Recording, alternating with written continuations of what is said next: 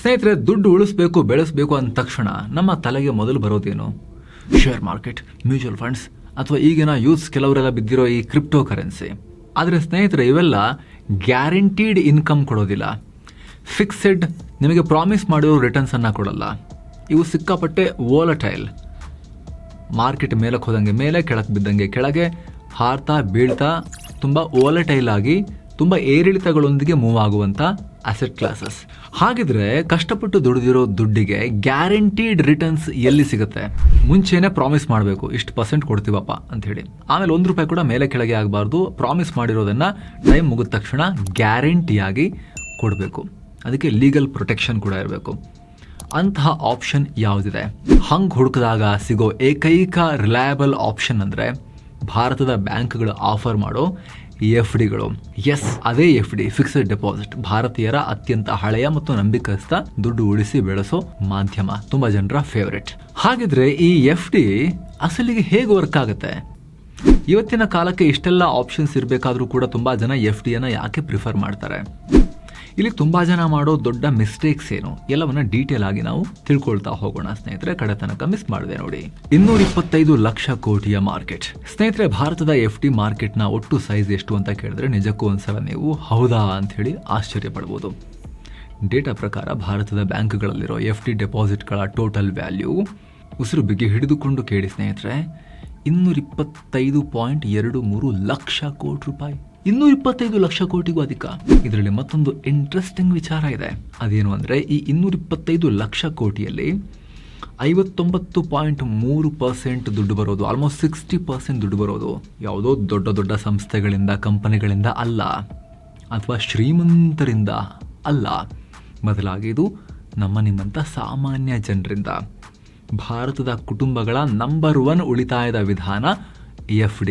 ಇಲ್ಲಿ ತನಕನೂ ಕೂಡ ಇನ್ನೂ ಬದಲಾಗಿಲ್ಲ. ಅದು ಎಲ್ಲ ಬೇರೆ ಬೇರೆ ಆಪ್ಷನ್ಗಳ ಅಬ್ಬರದ ನಡುವೆ ಕೂಡ ಜವಾಬ್ದಾರಿಗಳಿರೋ, ಮಕ್ಕಳ ಎಜುಕೇಷನ್ ಬಗ್ಗೆ ಕನಸಿರೋ, ಮಕ್ಕಳ ಮದುವೆ ಬಗ್ಗೆ ಚಿಂತೆ ಇರೋ, ಮತ್ತು ರಿಟೈರ್ಮೆಂಟ್ ಲೈಫ್ ಸೇಫ್ ಆಗಿರಬೇಕು, ವಾಲಟಿಲಿಟಿ ಬೇಡ, ಏರಿಳಿತ ಬೇಡ, ನನಗೆ ಗ್ಯಾರಂಟೀಡ್ ರಿಟರ್ನ್ನೇ ಬೇಕು ಅಂತ ಬಯಸೋ ಮಿಡಲ್ ಕ್ಲಾಸ್ ಮತ್ತು ಬಡವರು ಜಾಸ್ತಿ FDಗಳನ್ನು ಪ್ರಿಫರ್ ಮಾಡ್ತಿರೋದು ಡೇಟಾನೇ ಹೇಳುತ್ತೆ.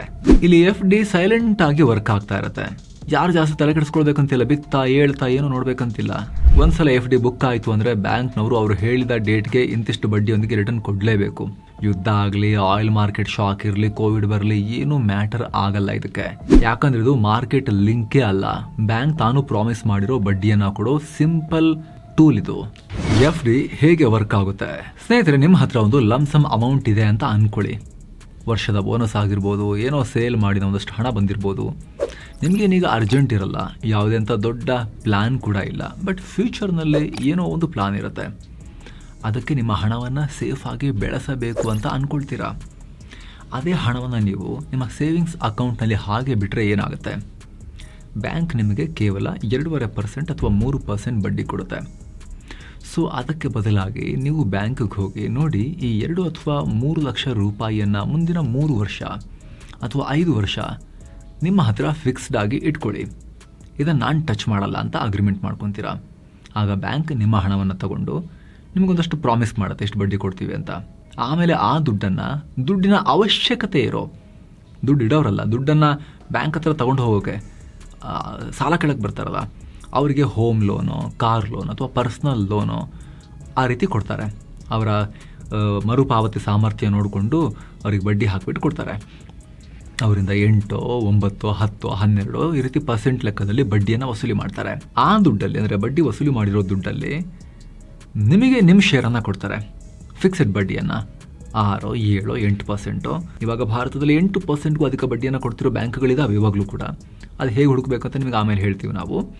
ಸೊ ಆ ರೀತಿ ನಿಮಗೆ ಕೊಡ್ತಾರೆ ನಿಮ್ಮ ಶೇರನ್ನು.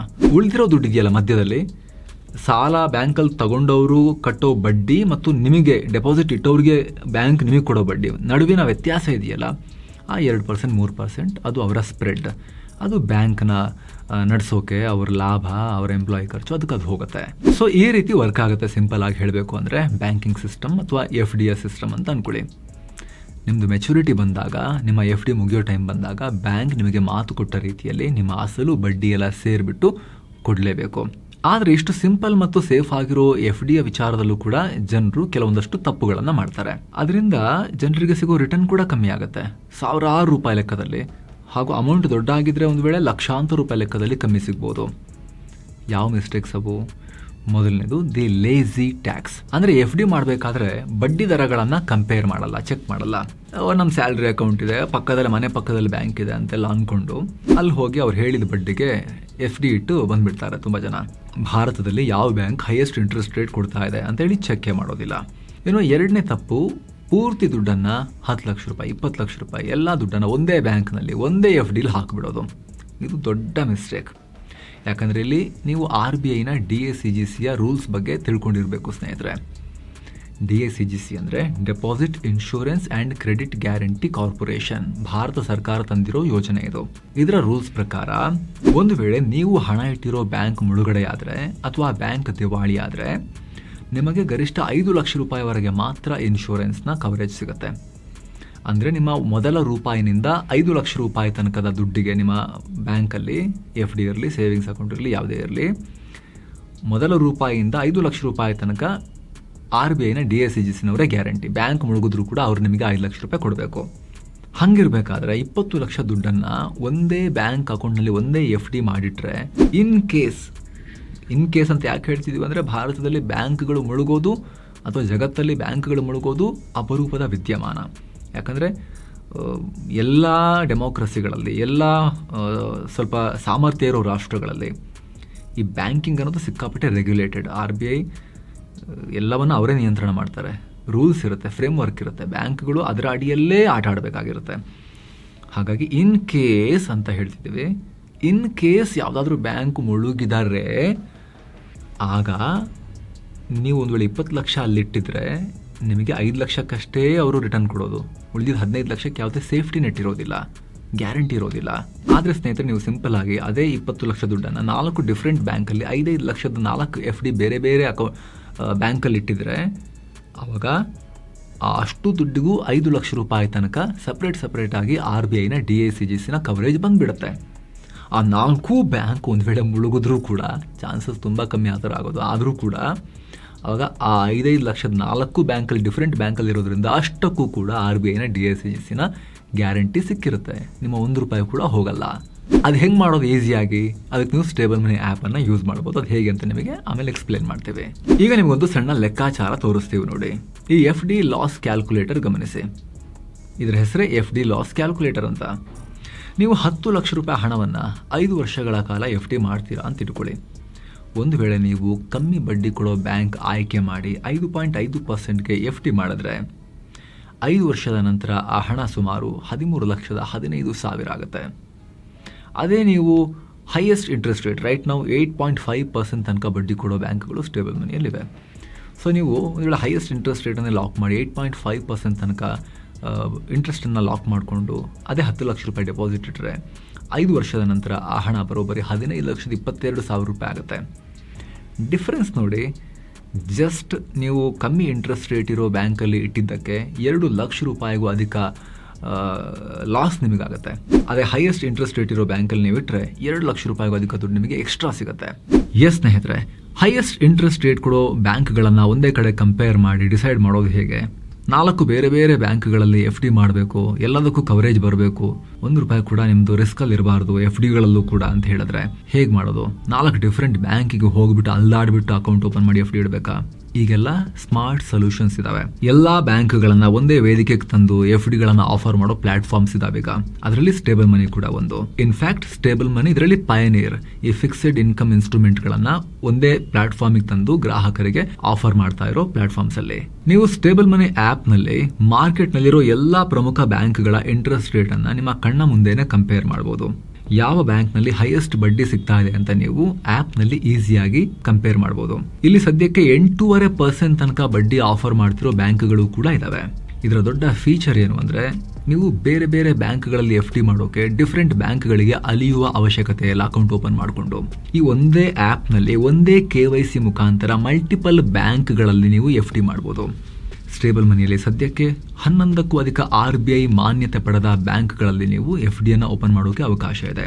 ಉದಾಹರಣೆಗೆ ಒಂದು ಬ್ಯಾಂಕ್ನಲ್ಲಿ 5 ಲಕ್ಷ ರೂಪಾಯಿ ತರ 11 ಬ್ಯಾಂಕ್ಗಳಲ್ಲೂ ಕೂಡ FD ಮಾಡಿದ್ರೆ 55 ಲಕ್ಷ ರೂಪಾಯಿವರೆಗೂ ಕೂಡ FD ಇಟ್ಟು ಅಷ್ಟಕ್ಕೂ RBIನ DSCGCನ ರಕ್ಷಣೆಯನ್ನ ಸ್ಮಾರ್ಟ್ ಆಗಿ ಪಡೆಯೋಕೆ ಅವಕಾಶ ಇರುತ್ತೆ. ಉದಾಹರಣೆಗೆ ಇಲ್ಲಿ ಸ್ಟೇಬಲ್ ಮನಿ ಒಂದು ಸೇತುವೆ ಅಷ್ಟೇ ನಿಮ್ಮ ಮತ್ತು ಬ್ಯಾಂಕ್ಗಳ ನಡುವೆ. ಇಲ್ಲಿ KYC ಎಲ್ಲ ಆಗೋದು ಬ್ಯಾಂಕ್ ಜೊತೆನೆ, ಬ್ಯಾಂಕೇ ನಿಮಗೆ SMS ಮತ್ತು ಇಮೇಲ್ ಮೂಲಕ ನಿಮ್ಮ FDಯ ಕನ್ಫರ್ಮೇಶನ್ ಕೊಡೋದು. ಆದ್ರೆ ನೀವು ಒಂದೇ ಡ್ಯಾಶ್ ಬೋರ್ಡ್ ನಲ್ಲಿ ನಿಮ್ಮ ಎಲ್ಲಾ FD ಮತ್ತು ಇನ್ವೆಸ್ಟ್ಮೆಂಟ್ಸ್ ಅನ್ನ ಒಂದೇ ಕಡೆ ಟ್ರ್ಯಾಕ್ ಮಾಡಬಹುದು. ಒಂದೇ ಕಡೆ ಕಾಣುತ್ತೆ. ಮಲ್ಟಿಪಲ್ ಆಪ್ಸ್ ಇಟ್ಕೋಬೇಕು ಅಂತಿಲ್ಲ ಡಿಫ್ರೆಂಟ್ ಬ್ಯಾಂಕ್ಸ್ಗೆ. ಬರೀ 1000 ರೂಪಾಯಿಂದಲೂ ಶುರು ಮಾಡಬಹುದು. ಅಪ್ಪರ್ ಲಿಮಿಟ್ ನಿಮ್ಮ ಹತ್ರ ಎಷ್ಟು ಸಾಮರ್ಥ್ಯ ಇದೆಯೋ ಅಷ್ಟು ನೀವು ಭಾರತೀಯ ಬ್ಯಾಂಕ್ಗಳು ಆಫರ್ ಮಾಡೋ ಸಿಂಪಲ್ ಪ್ರಾಡಕ್ಟ್ FDಯಲ್ಲಿ ನೀವು ಲಾಕ್ ಮಾಡ್ಕೊಳ್ತಾ ಹೋಗಬಹುದು. ಹೈಯೆಸ್ಟ್ ಇಂಟ್ರೆಸ್ಟ್ ರೇಟ್ ಅನ್ನ ಆಸಕ್ತರು ಆಲ್ರೆಡಿ 60 ಲಕ್ಷಕ್ಕೂ ಅಧಿಕ ಯೂಸರ್ಸ್ ತಮ್ಮ ಫಿಕ್ಸ್ಡ್ ಇನ್ಕಮ್ಗಾಗಿ ಸ್ಟೇಬಲ್ ಮನಿ ಆಪ್ ಅನ್ನ ಯೂಸ್ ಮಾಡ್ತಿದ್ದಾರೆ. ವಿಡಿಯೋ ಕೆಳಗಡೆ ಡಿಸ್ಕ್ರಿಪ್ಷನ್ ಮತ್ತು ಪಿನ್ ಮಾಡಿರೋ ಕಾಮೆಂಟ್ ನಲ್ಲಿ ಅವರ ಲಿಂಕ್ ಇದೆ. ಕ್ಲಿಕ್ ಮಾಡೋ ಮೂಲಕ ನೀವು ಆಪ್ ಅನ್ನ ಫ್ರೀಯಾಗಿ ಡೌನ್ಲೋಡ್ ಮಾಡ್ಕೋಬಹುದು. ಆಮೇಲೆ ಆಗ್ಲೇ ಹೇಳಿದ್ವಿ, ರೈಟ್ ನಾವು 8.5% ತನಕ ಫಿಕ್ಸ್ಡ್ ಬಡ್ಡಿಯನ್ನು ಕೊಡೋ ಬ್ಯಾಂಕ್ಗಳು ಕೂಡ ಅಲ್ಲಿದ್ದಾವೆ. ನೀವು ಅದನ್ನ ಚೆಕ್ ಮಾಡಿ ನೀವು ಚೂಸ್ ಮಾಡಬಹುದು. ಹಾಗೆ ಸ್ನೇಹಿತರಲ್ಲಿ ಲ್ಯಾಡರಿಂಗ್ ಟ್ರಿಕ್ ಅನ್ನ ಕೂಡ ಬಳಸಬಹುದು. ಉದಾಹರಣೆಗೆ ಹೆಂಗ್ ವರ್ಕ್ ಆಗುತ್ತೆ ಅಂದ್ರೆ, ನಿಮ್ಮ ಹತ್ರ 3 ಲಕ್ಷ ಇದ್ರೆ ಅದನ್ನ 1 ಲಕ್ಷದಂತೆ ಡಿವೈಡ್ ಮಾಡಿಕೊಂಡು 1 ವರ್ಷಕ್ಕೆ, 2 ವರ್ಷಕ್ಕೆ ಮತ್ತು 3 ವರ್ಷದ ಅವಧಿಗೆ ಡಿಫ್ರೆಂಟ್ ಟೈಮ್ ಲೈನ್ಗೆ, ಡಿಫ್ರೆಂಟ್ ಗೋಲ್ಗೆ ತಕ್ಕಂತೆ 3 ಡಿಫ್ರೆಂಟ್ ಅವಧಿಯ FD ಅನ್ನ ಮಾಡಬಹುದು. ಆಗ ಆಯಾ ಟೈಮ್ಗೆ ಸರಿಯಾಗಿ ಒಂದೊಂದು FD ಮೆಚೂರ್ ಆಗಿ ಬಡ್ಡಿ ಸಮೇತ ಕೈಗೆ ಬರ್ತಾ ಇರುತ್ತೆ. ಸೊ ಸ್ನೇಹಿತರೆ, ಆಸಕ್ತರು ವಿಡಿಯೋ ಕೆಳಗಡೆ ಡಿಸ್ಕ್ರಿಪ್ಷನ್ ಮತ್ತು ಪಿನ್ ಮಾಡಿರೋ ಕಾಮೆಂಟ್ ನಲ್ಲಿರೋ ಸ್ಟೇಬಲ್ ಮನಿ ಲಿಂಕ್ ಅನ್ನ ಮಿಸ್ ಇಲ್ಲದೆ ಚೆಕ್ ಮಾಡಿ, ಹೈಯೆಸ್ಟ್ ಇಂಟ್ರೆಸ್ಟ್ ರೇಟ್ ಅನ್ನ ಚೆಕ್ ಮಾಡಿ, ಕಂಪೇರ್ ಮಾಡಿ ನಿಮ್ಮ ಉಳಿತಾಯದ ಅಭ್ಯಾಸವನ್ನ ಶುರು ಮಾಡಬಹುದು. ವೆಲ್ತ್ ಪ್ರಿಸರ್ವೇಷನ್ಗೆ, ಸಂಪತ್ತಿನ ಗಳಿಕೆ ಮಾತ್ರ ಅಲ್ಲ, ಅದನ್ನ ಸೇಫ್ ಆಗಿ ಲಾಕ್ ಮಾಡಿ ಉಳಿಸ್ಕೊಂಡು ಅದನ್ನ ಬ್ಯಾಂಕ್ ಕೊಡೋ ಬಡ್ಡಿಯೊಂದಿಗೆ ನೀವು ಸಂರಕ್ಷಿಸ್ತಾ ಹೋಗೋಕ್ಕೂ ಕೂಡ ಇವರ ಆಪ್ಷನ್ಸ್ ಅನ್ನ ನೀವು ಚೆಕ್ ಮಾಡಬಹುದು. ಲಿಂಕ್ ವಿಡಿಯೋ ಕೆಳಗಡೆ ಡಿಸ್ಕ್ರಿಪ್ಷನ್ ಮತ್ತು ಪಿನ್ ಮಾಡಿರೋ ಕಾಮೆಂಟ್ ನಲ್ಲಿದೆ. ಆಸಕ್ತರು ಮಿಸ್ ಇಲ್ಲದೆ ಚೆಕ್ ಮಾಡಿ. ಮತ್ತೆ ಭೇಟಿ ಆಗ್ತಿರೋಣ. ನಮಸ್ಕಾರ.